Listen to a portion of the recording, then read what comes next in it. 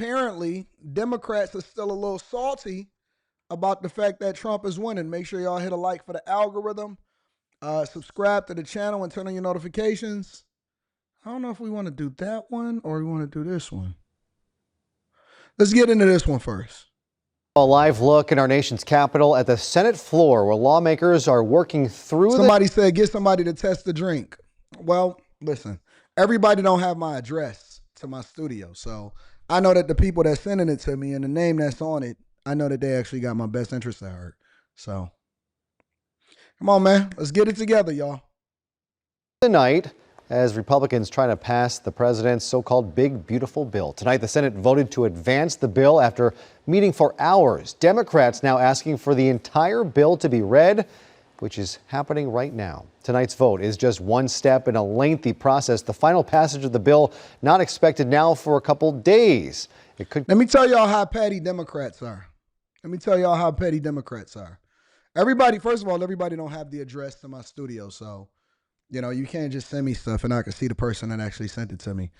But this is how petty Democrats are. They requested that. Now, we all know that every last one of these Democrats are going to vote no on Trump's tax bill. All right?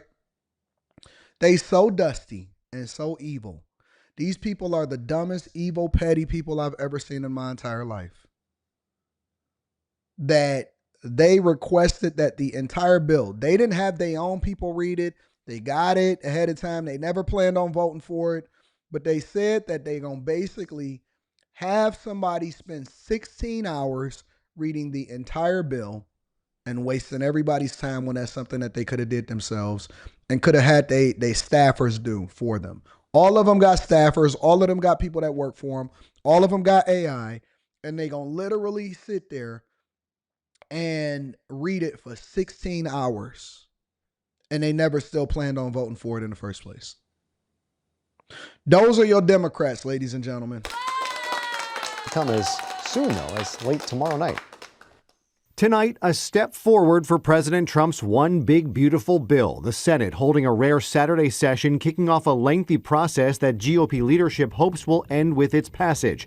Republican Party leaders struggled for hours to get their holdouts behind tonight's procedural test vote. Ms. Murkowski, aye. The vote wound up passing without the need for a tiebreaker from Vice President J.D. Vance after Wisconsin Senator Ron Johnson switched from no to yes, making it 51-49. Now, let me do a little bit of civics 101 for you guys, for those of you that may not know. Some people was asking during the Trump administration's first few days in office, why did Kamala Harris have any relevance whatsoever, and why was she qualified or unqualified to become president of the United States of America? And nobody actually made the case for it, but I'm going to make the case for you as to why we should have considered more than what they were presenting. Didn't matter what her proposals were. Didn't matter what it is that she stood for. Didn't matter all of the fake, propositions and the fake policy measures. Didn't matter that they were trying to pander over to black men and black women and all of that. None of that mattered, right? And why? Because J.D. Vance was seen going over to the Senate because what is J.D. Vance's role? Two main things that J.D. Vance does. The first thing that J.D. Vance does is he is an extension of the president himself. Obviously, we know if anything was to ever happen to Trump, then J.D. Vance would take that position. But more on top of it, J.D. Vance is the person that gets in the mud and does the dirty work of whatever it is that Trump needs to be done. He's an extension of Trump. That's the vice president. The second thing that he is he is the president of the Senate. He is the president of the Senate, meaning that if they were deadlocked, which in this instance, he wind up not having to use his presidential powers, quote unquote presidential powers, in order to get Trump's tax bill passed. But the reality is that if there was a lock, then he would be the tiebreaker. He is the person that presses forth any kind of legislation that is pushed through, including tax bills, because what does the Senate do? What does Congress members do? They control the purse strings of the United States of America. So all of these years and all 4 years that you've seen things happening inside of the White House and you've seen things come over to Biden's desk, Kamala Harris is the president or was the president of the Senate, and she was one of the biggest tie-breaking votes of all time. She pressed through all of the legislation that was being debated inside of Congress because she is the president of the Senate. A lot of people do not know that. A lot of people don't understand how important the role is of the vice president, which is one of the reasons why Trump did a very, very, very masterful job of vetting more effectively. He learned from the first term of Mike Pence, right? Everybody forgetting about Mike Pence all of a sudden. But he did a much more masterful job of finding the right person to be his vice president of the United States of America. And the vice president is the president of the Senate, okay? So for all of you that did not know that, and it's okay not to know because a lot of times we wasn't necessarily paying attention in school and we may not even learn that in school. Today, you are now familiar and more every single day with what happens in politics and why politics is important and why you need to pay attention to the vice president and why the vice president debates were so important is because they are now the president of the Senate, okay? We're not shaming Eric D. We bringing people along, big dog. Democrats have now asked for a reading of the entire bill, nearly 1,000 pages, on the Senate floor. It would take around 15 hours to complete, followed by 10 more hours of debate, meaning the final vote may not come until Monday. If passed, the bill would add new provisions like eliminating taxes on tips and overtime and extending local tax deductions, but it would also extend President Trump's 2017 tax cuts for the ultra-rich. So, everybody wins. The one thing that you cannot say about Trump, people can criticize how they feel about him. They can say whatever it is that they want to say about his wife. But I have never in my life, ever in my life, seen a president deliver on every single thing. Every single thing that he said that he was going to do during the campaign. It wasn't just talking. It wasn't just drumming up votes. No tax on tips. No tax on overtime. It's a real thing. A lot of people not familiar with that. Trump cares more about the middle class than any other president, in my opinion, before him. No tax on tips and no tax on overtime. It's a real thing.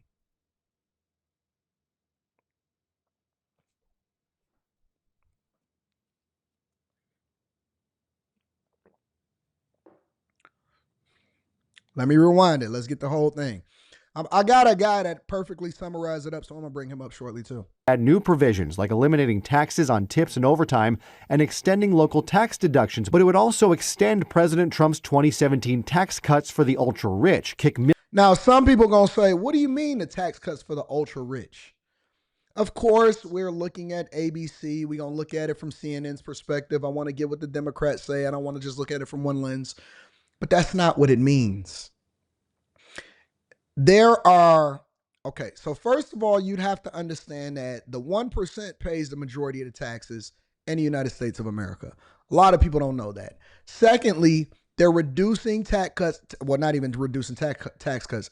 They're making Trump's tax cuts from 2000 from his first term permanent so that we can continue to create an environment that's conducive for creating jobs. Which is why it's so dumb for the way that y'all voted in the primary for New York. The one thing we know for sure and two things is for certain is that when people are overly taxed and businesses are overly taxed, what do? They pick up their ball and they go somewhere else.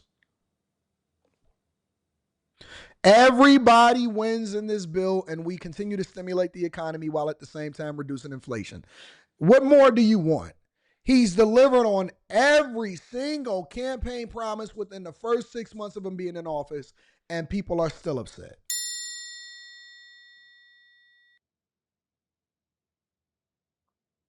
Millions off Medicaid and food assistance for poor children and balloon the deficit. The nonpartisan Congressional Budget Office estimates nearly 11 million people would lose their health insurance over the next decade. President Trump staying around D.C. this weekend, taking a trio of senators golfing at his course in Virginia, including Senator Rand Paul, who voted no on today's vote. Gotta work Republicans pretend and profess to be concerned with the debt, but in the end vote for the spending as well. North Carolina Senator Tom Tillis, who also voted against the bill today, was name-checked in two separate posts tonight from the president on Truth Social, promising to help Republicans unseat Tillis in his primary election next year. Some GOP fiscal conservatives oppose the bill's price tag, estimated to increase the national deficit by nearly $3 trillion by 2034. Still, the president telling Republicans he wants the bill ready for his signature before July 4th. The president's very engaged. The president's been engaged this whole time. He's never not been engaged. The original version of the bill passed the House. So let's get it from Democrats' perspective of how they're going to react, how they reacted to it. Aside from the fact that they tried to get him to read the bill or get them to read the bill for 16 hours for no reason at all. This was some of the Democrats' perspective, and obviously we're going to go to MSNBC for it. This is how they feel about the bill. Of course, let me guess. And honest to God, I haven't seen this. Let me guess. The poor, they need to pay their fair share, deficit, Medicaid, protecting Social Security, all of that stuff. I'm guessing. I'm giving a guess for what they're going to say. Joining me right now, we have Senator Amy Klobuchar, Democrat from Minnesota. Senator, I'm so glad you're here. And I know, ma'am, that you have a 3:20 p.m. Speaking on the floor. So we're going to get going right now for you.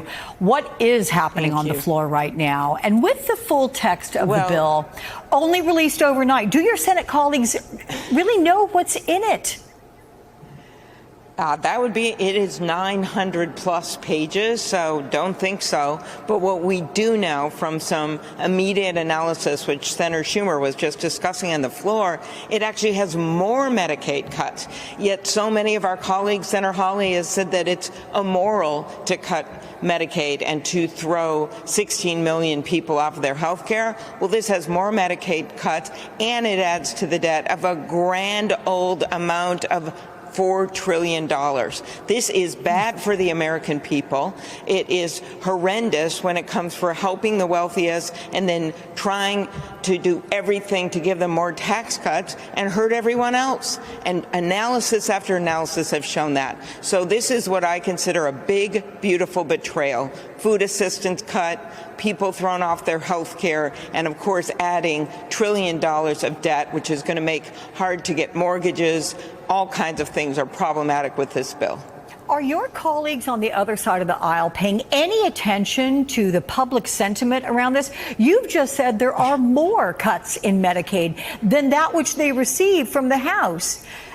It's going in the wrong direction, it seems. Well, it is, and you just even one of your competitors, Fox News poll, showed that 60% of people hate this bill. It is 2-1 against this bill, and the more they hear about it, the more they don't like. People want to see their costs go down. They want to see their costs go down on groceries. They want to see their costs go down on health care. They want to be able to afford a mortgage.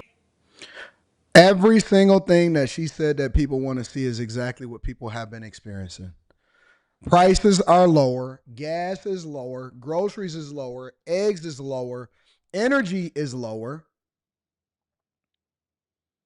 Inflation is down. We're waiting on the Fed to actually reduce the interest rate so we can spur more economic activity when it comes to buying mortgages. So basically, they just gaslighting y'all. At this point, they're mad. They're bothered. Trump has won so much, even when it came to birthright citizenship. Do we need to address the whole birthright citizenship conversation? Trump has been winning so much that these people are evil, angry, and mad. But I always like to get it from both sides, so we're going to let them get their stuff off. And everything about this bill makes their costs go up. It is completely polar opposite of what people want. And then we just heard from my colleague Sahil that Tom Tillis is a no on the procedural vote, no on an official bill. So do you think there are enough defectors to kill this bill? You know, they seem to, in the end, always rubber stamp Donald Trump, time and time again. This is their moment to stand up. All we need is 4 of them to stand up. 4 4 Republicans need to stand up and listen to their constituents, and then they can start over, or they can take some of this and stop this huge increase to the debt, which is just completely opposite of what we should be doing. Why? Just to fund a bunch of tax cuts for the wealthy so that people can get $400,000 tax cuts who are millionaires, and the rest of everyone else is left on the cutting room floor. That Fox News poll you cited, again, Fox News. Are Republicans thinking ahead to the political consequences, and what is the strategy for Democrats on this? First of all, their strategy, Republican strategy, seems to be just do everything the president wants them to do.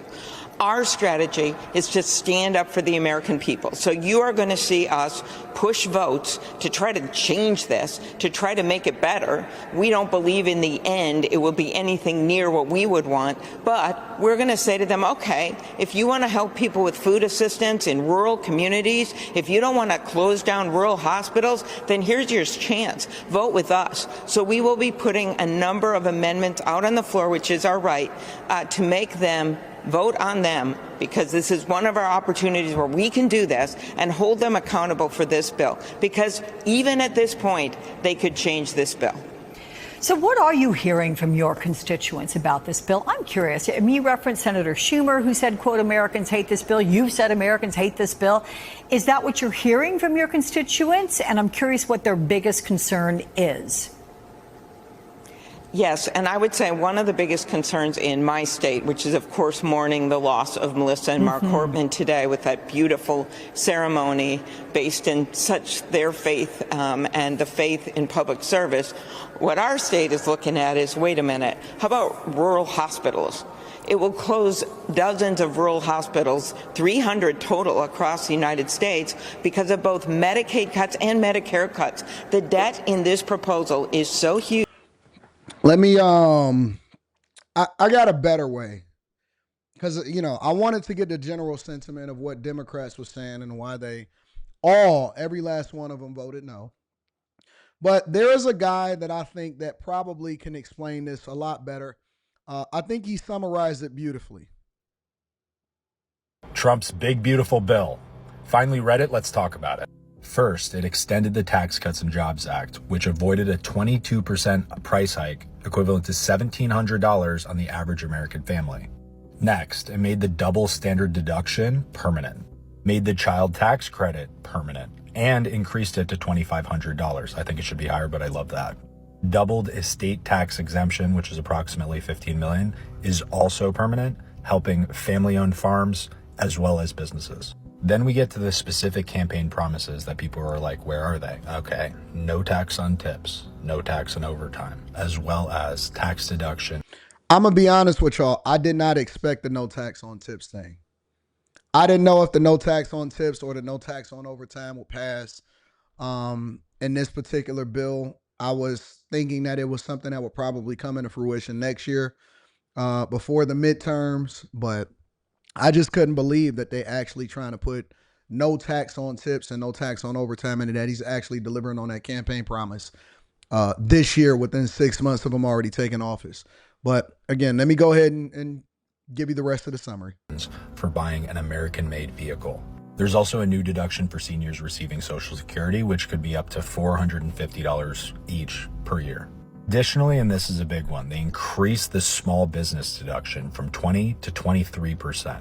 This is going to be a huge economic boom for entrepreneurs, small business owners. So he's helping small business, helping regular workers every single day, and allowing y'all to keep more of y'all money inside of y'all pocket.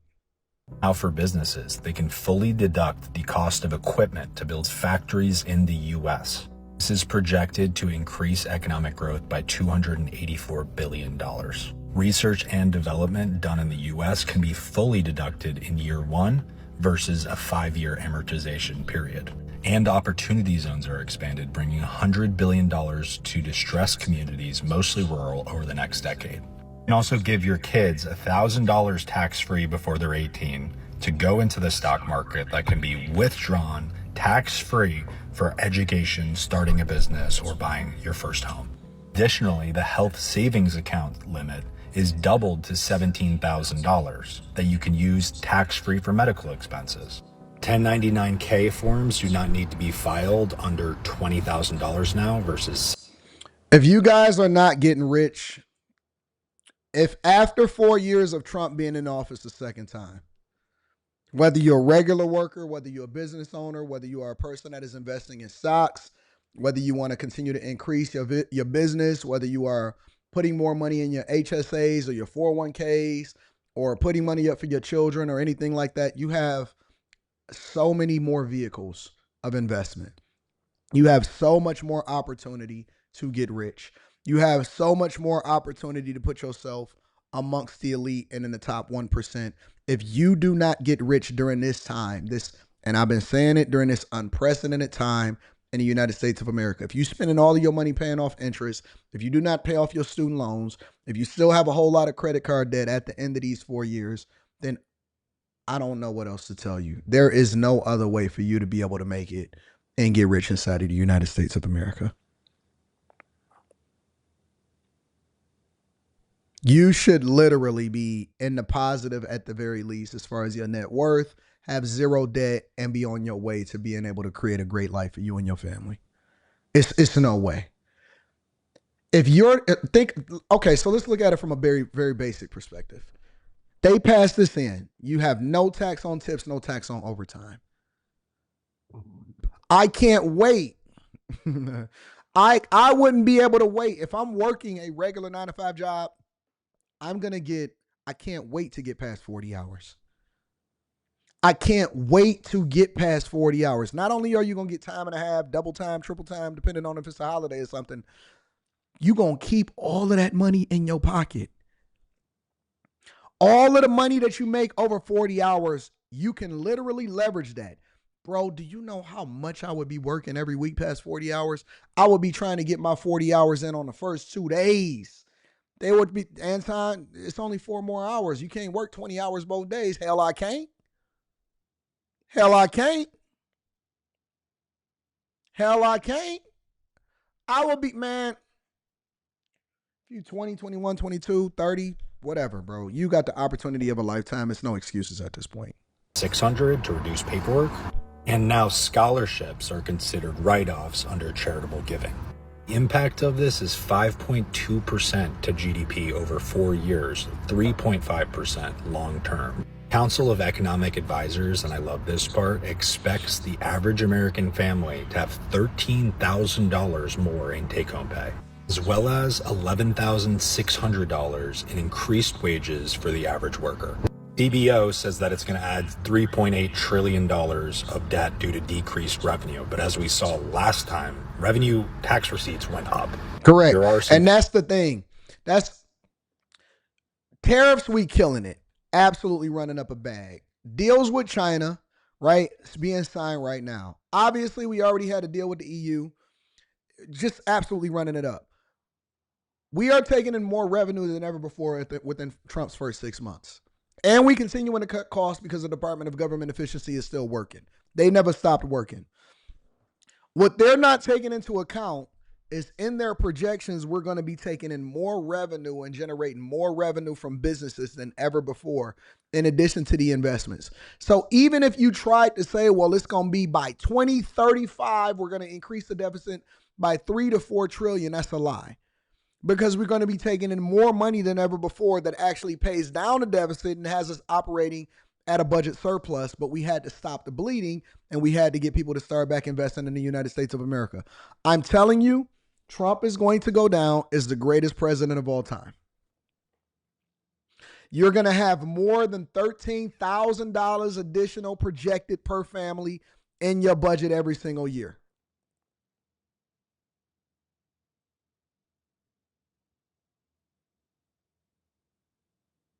I'm sorry, Ghost. I don't talk to people with no profile photo. You could be jerking off inside of your mother's basement. I don't entertain that. I'm sorry. You're going to actually have to be a real person in order for me to talk to you. That's just my personal rule. It doesn't mean that you can't chat. Doesn't mean that you can't say what you want to say inside of the chat. I don't deal with people that don't have a profile photo. And so I don't think you're real. I think you jerk off inside of socks in your mother's basement, unless you have a profile photo. I'm sorry. Pay for cuts to Medicare, mainly work requirements Eric D, starting you in should be excited. 2026, as well as cuts to SNAP. $500 billion of Biden-era green energy tax cuts are taken away. There's also increased taxes on universities up to 21%, basically a corporation. And then, of course, there are the hundreds of billions of dollars from tariffs. Depends on how much you think are going to stay on, but safely, hundreds of billions of dollars. So wait and see, right? Biden left us with a $1.8 trillion deficit. If we get growth kicked off and rolling over the next 3-4 years, and the debt, at least the deficit, I know, we can cut Rhonda. it down close to $1 trillion, that would be outstanding. I'm pleasantly surprised that Trump even added new good ideas, but kept all of his campaign promises. And that's the part that's unprecedented. I will say this. Somebody also said this inside of the chat. Make sure you hit a like for the algorithm, subscribe to the channel, and turn on your notifications. I will say this, that during Trump's first term, I really killed it. I was a liberal. Liberal Anton was not a good, not. I was conflicted. We all reviewed the video together right here on this platform.